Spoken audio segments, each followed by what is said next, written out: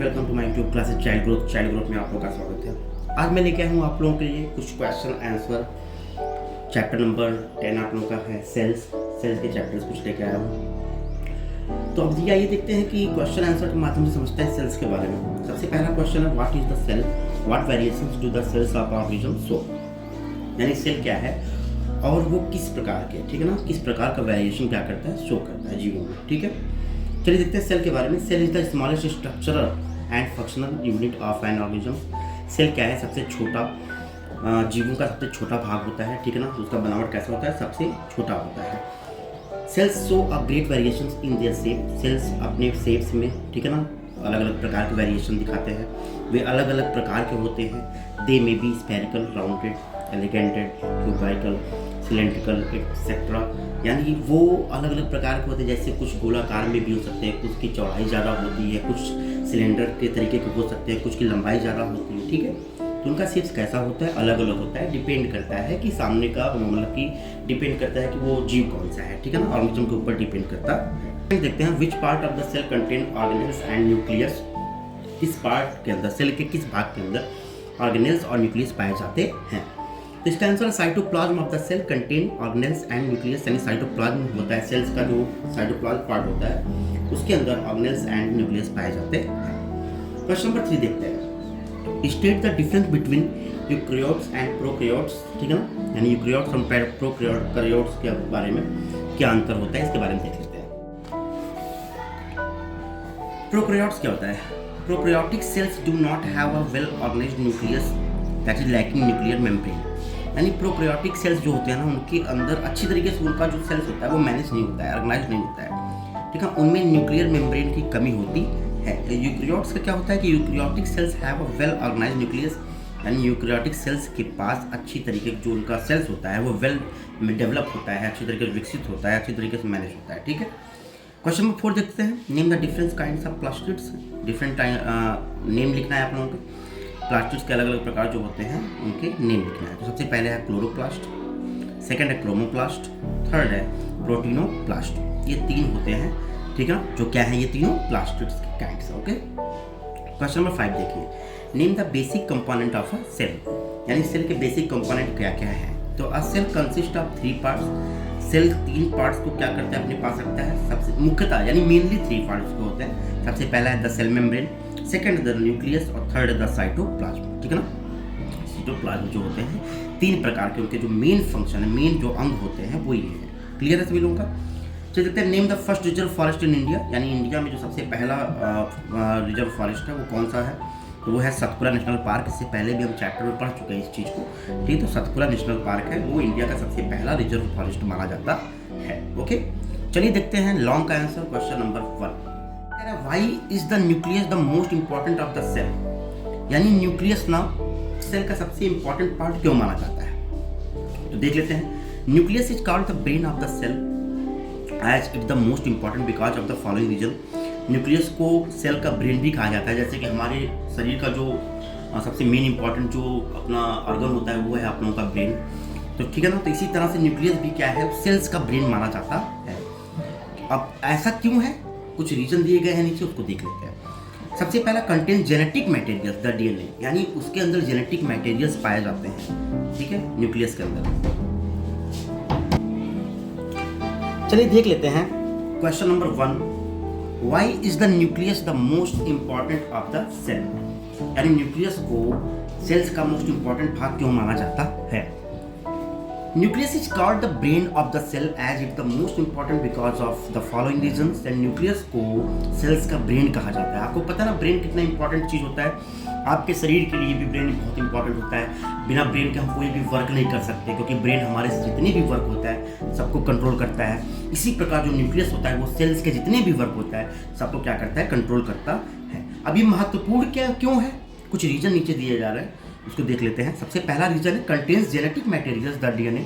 Genetic materials क्या होता है, जनरेशंस को बढ़ाने का, है ना। जेनेटिक मटेरियल्स जो होता है, डीएनए होता है, वो न्यूक्लियस के पास होता है।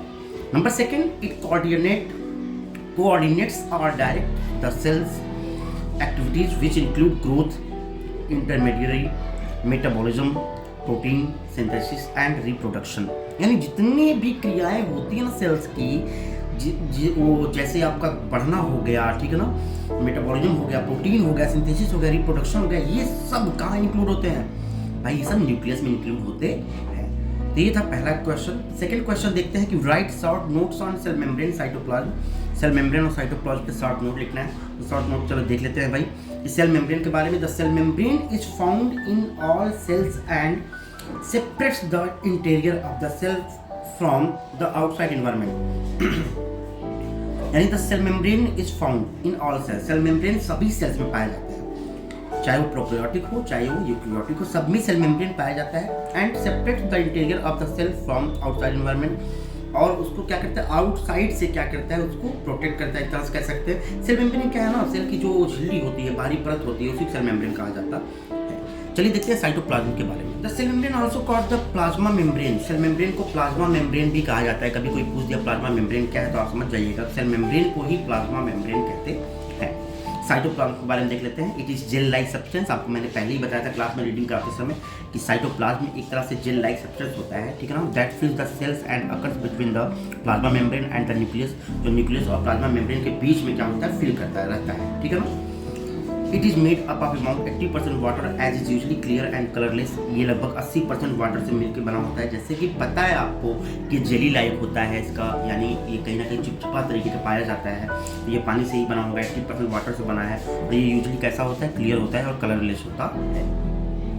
क्वेश्चन नंबर 3 देखते हैं। Where do you find chromosomes in a cell, what is their basic function. यानी क्रोमोसोम्स एक सेल में कहाँ पाया जाता है और उसका बेसिक फंक्शन क्या है, चलिए देख लेते हैं। In eukaryotic cells chromosomes are found in the nucleus. यानी क्रोमोसोम्स कहाँ पाए जाते हैं, न्यूक्लियस में पाए जाते हैं। फंक्शन क्या क्या है क्रोमोसोम्स के। Chromosomes primary role is to transport genetic material from one generation to the next. Chromosomes क्या करता है, ये इसका रोल, जो प्रमुख रोल क्या है, ये जेनेटिक मटेरियल्स को एक जनरेशन से दूसरे जनरेशन में क्या करता है, लेकर जाता है। और सेकेंड है DNA is protected by chromosomes from becoming twisted and damaged. यानी डीएनए को क्रोमोसोम्स क्या करता है, प्रोटेक्ट करता है कि कहीं ये ट्विस्ट, कहीं मुड़ ना जाए या तो कहीं डैमेज ना हो जाए, ठीक है ना। इनसे क्या करता है कि सुरक्षा करता है, क्या, क्रोमोसोम्स।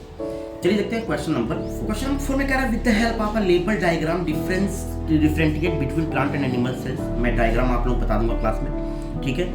प्लांट सेल्स और एनिमल सेल्स में क्या डिफरेंस पाया जाता है, एक डायग्राम भी बनाना है, वो डायग्राम हम लोग क्लास में देख लेंगे। सबसे पहले यहाँ देखते हैं प्लांट सेल्स के बारे में कि लार्जर इन साइज और एनिमल सेल्स में कंपेरेटिवली स्मॉलर इन साइज। यानी कहीं ना कहीं प्लांट सेल में जो सेल्स का साइज होता है ना, वो कैसा होता है, बड़ा होता है, और एनिमल सेल में थोड़ा छोटा होता है, उसको मुकाबले, प्लांट सेल्स के मुकाबले थोड़ा छोटा होता है। Enclosed by a rigid cellular cell wall, इसमें सेल वॉल पाए जाते हैं। Enclosed by a thin plasma membrane, और इसमें एक पतली प्लाज्मा मेम्ब्रेन पाई जाती है। Can not change its shapes, यानी प्लांट सेल्स जो होते हैं वो अपने शेप्स को चेंज नहीं करते हैं। It often change its shapes, और एनिमल सेल्स क्या करते हैं, अपने शेप्स को चेंज करते रहते हैं। अकॉर्डिंग कैसे वो बढ़ता है, जैसे जैसे लंबाई बढ़ेगी, जैसे जैसे उसका ग्रोथ होगा, वैसे सेल्स में कहीं ना कहीं चेंजिंग आएगा। Plastids are present, plant cells पे प्लास्टिड्स पाए जाते हैं, और एनिमल सेल में प्लास्टिड्स जो होते हैं वो आपके नहीं पाए जाते हैं, ध्यान रखिएगा। It contain a large central vacuole, ठीक है ना, और इसमें it contains many small vacuoles, यानी इसमें छोटे छोटे वैक्यूल्स पाए जाते हैं, और इसमें मतलब कि बड़ी मात्रा में पाए जाते हैं, यानी बड़ा पाया तो साइज बड़ा होता है, और बीज में पाया जाता है, और ये इसमें छोटे छोटे पाए जाते हैं। चलिए देखते हैं क्वेश्चन नंबर 5 में कह रहा है with the help of example show how cells vary in size, shape and number. यानी एक एग्जांपल की सहायता से आप ये बताइए किस प्रकार सेल जो होते हैं वो साइज, शेप्स और नंबर में अलग अलग होते हैं, विभिन्नताएं पाई जाती हैं। चलिए इसका आंसर देखते हैं। Cells have different shapes because they do different things, यानी सेल्स के शेप्स अलग होते हैं क्योंकि वो अलग अलग चीज़ों को करते हैं, ठीक है। इस cells type has its own role to play in helping our body to work, यानी प्रत्येक सेल्स का कोई ना कोई वर्क होता है हमारे शरीर में कार्य करने का। अब याद रखिए कि हमारे शरीर में जितने अंग होते हैं उसके अलग अलग सेल्स पाए जाते हैं अकॉर्डिंग टू फंक्शन, यानी क्या कार्य करते हैं उसके अनुसार सेल्स बने होते हैं, आपको पता है, ठीक है। इसके बाद कह रहा है कि properly and their shapes help them carry out these roles effectively, और उनका शेप्स उस कार्य के आधार पर उनका शेप्स तय होता है और वो उस कार्य को आसानी से कर सकते हैं। The shape and size of the cell depend upon the function they perform, अगर सेल्स का शेप और साइज किस पे डिपेंड करता है कि वो कौन से कार्य को कर रहे हैं, कहीं ना कहीं फंक्शन पे वो डिपेंड होता है। फॉर एग्जाम्पल के लिए आरबीसी यानी रेड ब्लड सेल्स जो आपका होता है are disc shape to have more surface, यानी उसका शेप एक डिस्क की तरह होता है और वो सरफेस ज़्यादा लेता है। एरिया फॉर ऑक्सीजन ऑब्जॉर्प्शन, और क्यों लेता है, ताकि वो ऑक्सीजन को अच्छी तरीके से एब्जॉर्ब कर सके। समझ में आ गया? तो ये थे आप लोगों के सेल्स चैप्टर के क्वेश्चन आंसर। आप लोग इसको राइट करिएगा, कुछ डायग्राम है वो आप लोग बता दिया जाएगा, ठीक है। मिलते हैं नेक्स्ट वीडियो में, तब तक के लिए बाय बाय स्टूडेंट।